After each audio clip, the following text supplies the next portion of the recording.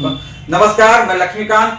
अब हम हैं सीमांचल के मशहूर शख्सियत जो आज किसी परिचय के मोहताज नहीं, डॉक्टर एम.आर. हक साहब के साथ, जो अपने लंबे समय के राजनीतिक करियर कुल 12-15 सालों से, जहां तक मैं जान रहा हूं, यह संघर्ष कर रहे हैं लोकहित में, जनहित में।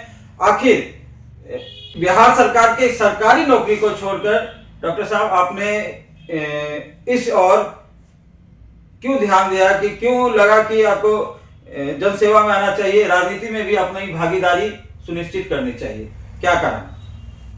नमस्कार साथियों, जय हिंद। आपके तमाम दर्शकों को, सामीन को मैं बहुत बहुत मुबारकबाद देता हूं, और आप लोगों को खास करके कि आज आप लोग हमसे रूबरू हो रहे हैं। देखिए, मैं सरकारी मेडिकल ऑफिसर के पद में कायम था और लगभग मैं 3 साल तक वहाँ नौकरी भी किया। लेकिन मुझे लगा कि आज जो हमारा कदवा विधानसभा, कदवा प्रखंड जो क्षेत्र है, ये इलाका है, ये पूरे बिहार में सबसे निचले पायदान में, हर विकास के मामले में सबसे निचले पायदान पे है। यहाँ एजुकेशन का सबसे बड़ा मुद्दा, नदी कटाव का सबसे बड़ा मुद्दा, बाढ़ का सबसे बड़ा मुद्दा, ये हमारा इलाका में है। यहाँ के लोगों को जो जो जो परिवर्तन होना चाहिए, जो मसाइल का हल करना चाहिए था यहाँ के लीडरांस को, वो धरातल पर किसी ने भी नहीं किया। मुझे लगा कि मेडिकल ऑफिसर बढ़ करके मैं तो आगे बढ़ सकता हूँ, अपने परिवार को आगे बढ़ा सकता हूँ, लेकिन जो अमूलचूल परिवर्तन जो समाज में होना चाहिए था, जो जिस इलाके में मैं पैदा हुआ हूँ, उस मिट्टी पर मेरा कर्ज है। और मैं अपने इलाके को विकसित करने के लिए और अपने इलाके के लोगों का जीवन स्तर को सुधारने के लिए, आगे बढ़ाने के लिए मैं सोचा कि ये मेरा फर्ज है, और मैं मेडिकल ऑफिसर की नौकरी को त्याग करके मैं कदवा की जनता का सेवा को मैं चुना। डॉक्टर साहब, एक खास सवाल है, इतनी सारी पार्टियां हैं, जनसुराग या प्रशांत किशोर ही पहली पसंद क्यों? देखिए लक्ष्मी जी, आजादी के बाद बिहार में बहुत सारी सरकारें आई और गई, लेकिन जो एक अमूलचूल परिवर्तन होना चाहिए था,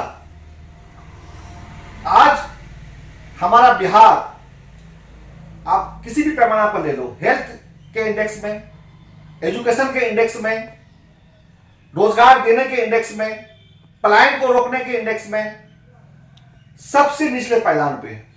आज हमारा बिहार के लिए सबसे बड़ी समस्या रोजगार का है, पलायन को रोकना है। यहाँ का सबसे बड़ा समस्या बाढ़ का स्थायी समाधान होना चाहिए, नदी कटाव का स्थायी समाधान होना चाहिए। आज बिहार जो गरीबी में आंकड़ों में दिखता है, असल ग्राउंड रिपोर्ट में जब जाएंगे वहां पे, तो स्थिति जो है बहुत भयावह है, बहुत चिंताजनक स्थिति है।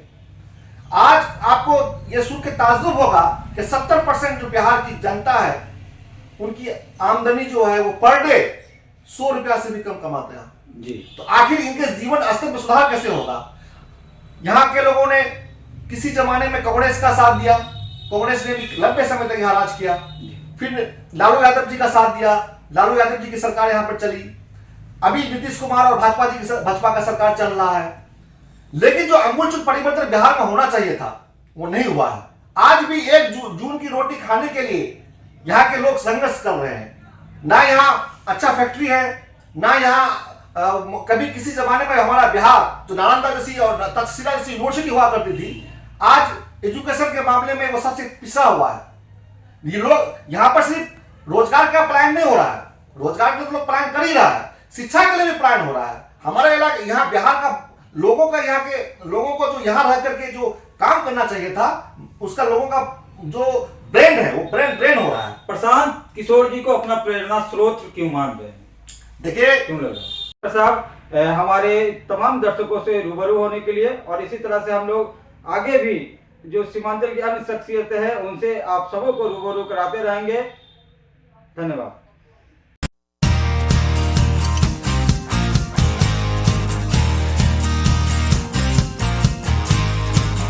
वीडियो अगर अच्छी लगी है तो कमेंट सेक्शन में जाकर लाइक, सब्सक्राइब और अपनी राय ज़रूर दें। इससे हमें मोटिवेशन मिलती है ताकि आपको अच्छी अच्छी वीडियो आप तक पहुँचे।